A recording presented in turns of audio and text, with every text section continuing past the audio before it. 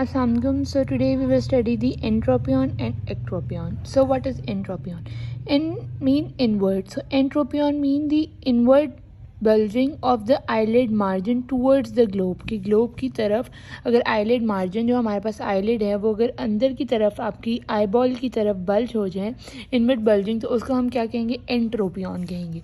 अब इसकी टाइप्स हैं कंजेनिटल है और एक्वायर्ड है. एक्वायर्ड में सीनाइल है या इन्वोल्यूशनल है, सिक्टेशियल है और स्पास्टिक है. सीनाइल क्या है? एज रिलेटेड, मतलब कि जब ओल्ड एज हो जाती है तो हमारे जो मसल्स होते हैं जो कि ऑर्बिकुलर ऑक्यूलाई मसल्स वगैरह जो रिट्रैक्ट करते हैं आईलिड्स को, वो मसल्स क्या होते हैं उनके अंदर ना उन मसल्स के अंदर हमारे पास एट्रोफी हो जाती है, जिसकी वजह से वो जो है वो अपना काम नहीं करते और रिट्रैक्ट नहीं करेंगे आईलिड को. तो आईलिड जो होगी ना इनवर्ड मूवमेंट हो जाएगी, बल्जिंग हो जाएगी आईलिड की. तो ये सीनाइल है. सिक्टेशियल में क्या है कि हमारे पास जब भी कोई बर्न है, कोई ट्रॉमा हुआ है आईलिड पे, या जब भी कोई मतलब बर्न की वजह से बर्न जब होता है उसके बाद कॉन्ट्रैक्चर्स आते हैं ना, तो वही ये स्पाज्म या कॉन्ट्रैक्चर होगा तो उसको सिक्टेशियल कहेंगे. फिर हमारे पास है स्पास्टिक क्या है? हमारे पास कई जो है ना ऑक्यूलर मसल्स जो है उसका हमारे पास एक्सेसिव कॉन्ट्रैक्शन हो गई है, बहुत ज़्यादा कॉन्ट्रैक्ट कर गए हैं, तो वो जो होगा ना उसमें हमारे पास स्पास्टिक है. तो कॉन्ट्रैक्शन की वजह से वो इनवर्ड मूव कर गई है, बल्ज कर गई है आईलिड, तो उसको हम क्या कहेंगे? एंट्रोपियन. अब उसके बाद हमारे पास it's senile entropion. Senile entropion वही कहा है कि ओल्ड एज पीपल में जो है मोस्टली ना ये लोअर आईलिड को इफेक्ट करती है. देखें ये लोअर आईलिड है, ये अंदर की तरफ बल्ज होगी और ये आई लैशेज भी जो है ना जो अंदर की तरफ है वो नीचे कंजक्टाइवा और स्क्लेरा को लग रहे हैं. कॉजेज इसकी क्या है कि एट्रोफी हो गई मसल्स ऑफ द लोअर रिट्रैक्टर्स की. फिर इस बार सिक्टेशियल एंट्रोपियन में क्या है? वो भी ये मेनली अपर आईलिड की वजह से. इसमें क्या होता है? पैल्पेब्रल कंजक्टाइवा जो है ना उसकी स्कारिंग हो जाती है, जिसकी वजह से लिड मार्जिन जो है ना ग्लोब की तरफ जो है रोटेट कर जाता है. इसके अंदर जो कॉजेज हैं डिफरेंट, उसमें ट्रिकोमा, स्टीवेंसन जॉनसन सिंड्रोम आ सकती है. फिर उसमें केमिकल इंजरीज, फोइस बर्न्स आ सकते हैं और लेसरेटिंग इंजरीज. जैसे कि ये पिक्चर है, इसके अंदर जो है ना it is shown the सिक्टेशियल entropion. सो इसके अंदर इनरोल्ड मार्जिन है और मिसडायरेक्टेड लैशेज हैं टूवर्ड द आईबॉल, ये अपर आईलिड में है मेनली. फिर स्पास्टिक एंट्रोपियन क्या होगा कि इसके अंदर जो ऑर्बिकुलर ऑक्यूलाई मसल है उसकी एक्सेसिव कंट्रैक्शन हो गई. तो एक्सेसिव कंट्रैक्शन की वजह से ये भी मेनली अपर आईलिड में होता है.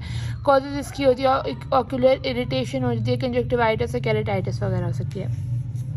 कंजेनिटल एंट्रोपियन क्या है कि ये रेयर कंडीशन है और ये जो है डेवलपमेंटल डिफॉर्मिटी है ऑफ द आईलिड, या ये ठीक है. ये भी एंट्रोपियन अंदर की तरफ ये लैशेज है ना, नज़र आई है ना, trichiasis, misdirection of the eyelashes वो हुई है. अब क्लिनिकल फीचर्स इसके क्या है? एंट्रोपियन के अंदर क्या होगा? जब आई लैशेज अंदर की तरफ होंगी तो उसमें जाहिर सी बात है इरिटेशन वगैरह होगी, कंजक्टाइवा में, कॉर्निया में लैक्रीमेशन होगी, मिसडायरेक्टेड लैशेज होगी, ट्राइकियासिस होगी, इरिटेशन होगी, फॉरेन बॉडी की सेंसेशन लगेगी. आई लैशेज ऐसा लगेगा जैसे फॉरेन बॉडी है, तो उसकी वजह से लैक्रीमेशन होगी. फोटोफोबिया होगा कि जब ब्राइट लाइट में देखोगे सही तरह नज़र नहीं आएगा, इरिटेशन होगी. पंक्टेड एपिथेलियल डिफेक्ट्स होंगे, एपिथेलियम के डिफेक्ट्स होंगे. कंजक्टाइवा जो है उसकी रेडनेस होगी, उसमें इरिटेशन होगी. कॉर्निया की अल्सरेशन हो सकती है और सेकेंडरी इन्फेक्शन हो सकते हैं.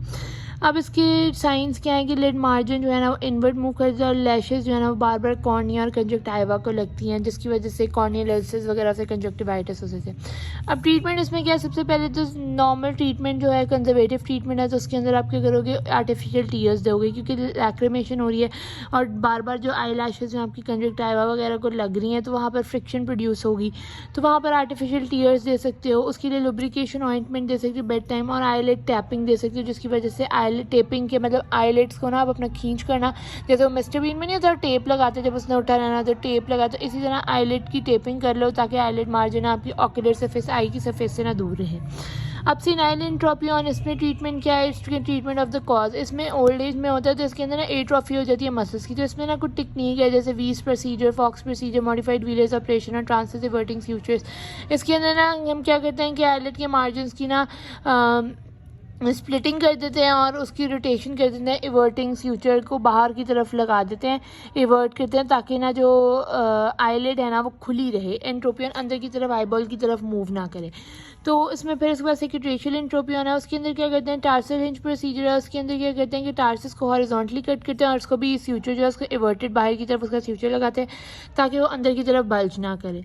ठीक है, फिर स्पास्टिक एंट्रोपियन में क्या करते हैं, उसमें भी टेपिंग कर देते हैं, आईलिड को नीचे खींच कर उसको टेपिंग कर देते हैं, ऊपर वाली को ऊपर, नीचे वाली की, और फिर इसमें आईलिड इवर्टिंग फ्यूचर भी लगते हैं बाहर की तरफ। और मसल्स की जो है डीनर्वेशन भी हो सकती है कि बोtulinum टॉक्सिन लगा दे ताकि मसल्स जो है डीनर्वेट हो जाएं और वो जो है ना लूज़ हो जाएं। ठीक है, और वो एंट्रोपियन ना हो कॉज करें। फिर इसमें कंजेनिटल एंट्रोपियन है, उसमें क्या करते हैं, resection of the abnormal portion and placing remainder in the normal portion, के मतलब उसको काट देते हैं, जो पोर्शन नीचे की तरफ गिरा होता है उसको वो जो गिरा होता है उसको ना बाहर की तरफ खींच देते हैं। अब ectropion, ectropion mean exit out, इसमें outward bulging of the eyelid margin है। ठीक है, to from the eyeball, जिस तरह ये नज़र आ रहा है हमें कि आई बॉल से ना ये नीचे गिरा हुआ है आईलिड, इसी तरह आप पर आईलिड भी ऐसे दूर होगी। तो इसमें भी वही टाइप्स हैं, कंजेनिटल और एक्वायर्ड, जो कि एंट्रोपियन की थी, सिनाइल, सिक्यूट्रेशियल और पैरालिटिक। उसमें स्पास्टिक थी, स्पैज्म हुआ होगा, जबकि इसमें पैरालिसिस हुई। पैरालिसिस क्या होगी कि जो मसल जो ऑर्बिकुलरिस ऑक्यूलाई मसल्स को जो नर्व सप्लाई कर रही होगी ना, वो नर्व सप्लाई जो होगी वो डिमिनिश हो जाएगी, जिसकी वजह से मसल जो है ना फुल रिलैक्स कर जाएगा और नीचे की तरफ लैक्सिटी वगैरह हो जाएगी, लूजन हो जाएगा मसल।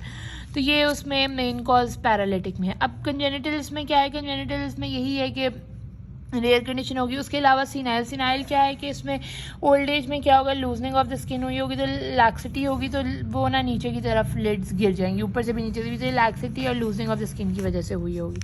ठीक है, फिर इसमें सिक्यूट्रेशियल में वही जो उसमें कॉजेस थी, ट्रॉमेटिक है और केमिकल बर्न्स है, लेसरेशन वगैरह, उसकी वजह से ये गिरा होगा, मार्जिन जो होगी इवर्ट हुई होगी।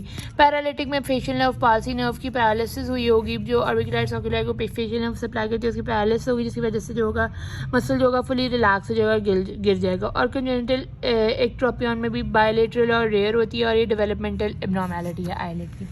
इसमें भी क्लिनिकल फीचर्स में जो कि इंट्रोपियन में थे सेम उसी तरह ही होंगे इसमें, लेकिन बाहर की तरफ है ना तो इसमें एपीफोरा होगा, कि मतलब कि हमारे पास कोई ऑब्स्ट्रक्शन भी हो सकती है नेज़ोलैक्रिमल डक्ट की या फिर लैक्रिमल सिस्टम की, तो इसमें एपीफोरा होगा, इंक्रीज सिक्रीशन होगी। या फिर क्रोनिक कंजक्टिवाइटिस, क्योंकि जब आईलिड हमारे पास नीचे की तरफ गिरी होगी तो जब आईज क्लोज करेंगे ना फुल आई क्लोज ही नहीं होगी, क्योंकि आईलिड तो नीचे गिर गई, तो उसमें कॉर्निया वगैरह कंजक्टिवा जो है ना वो विजिबल होंगे और वो इन्वायरमेंट के साथ हर वक्त इन कॉन्टैक्ट होंगे, तो उसके अंदर क्रोनिक कंजक्टिवाइटिस, एक्सपोजर कैरेटाइटिस, क्योंकि एक्सपोज रहेंगे ना इन्वायरमेंट से, तो उसमें एक्जीमा और डर्मेटाइटिस वगैरह एपीफोरा होगा।